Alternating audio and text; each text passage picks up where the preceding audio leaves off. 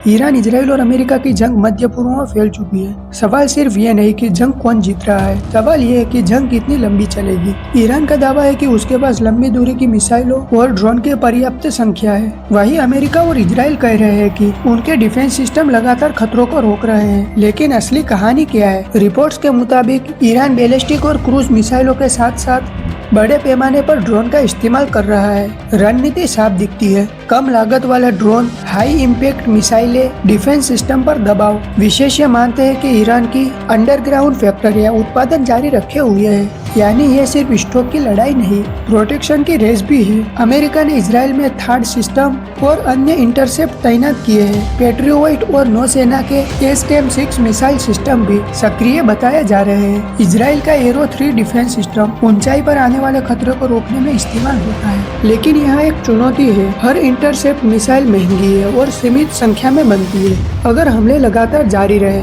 तो क्या supply chain साथ दे पाएगी? लेकिन रक्षा विश्लेषकों के बीच चर्चा यह भी है कि अगर ये संघर्ष लंबा खिंचता है तो अन्य क्षेत्रों में तैनाती और संसाधनों के संतुलन पर असर पड़ सकता है। अब तक संकेत यही है कि दोनों पक्ष सीधे बड़े पैमाने की टकराव से बचना चाहते हैं, लेकिन प्रोक्सी और रक्षात्मक आक्रामक कार्रवाइयों का सिलसिला जारी है। सबसे बड़ा अनिश्चित तत्व यही है, वास्तविक भंडार कितना है। सटीक आंकड़े सार्वजनिक नहीं होते, इसलिए 2026 की इस जंग में असली मुकाबला सिर्फ ताकत का नहीं बल्कि धैर्य, संसाधन और रणनीति का है। तो क्या यह टकराव कुछ हफ्तों में शांत होगा? यह 2026 एक लंबी सैन्य खींचतान का साल बनने वाला है। आपकी क्या राय है? कमेंट में लिखिए, शॉर्ट वॉर या लॉन्ग वॉर। ऐसे ही अपडेट के लिए चैनल को सब्सक्राइब जरूर करें।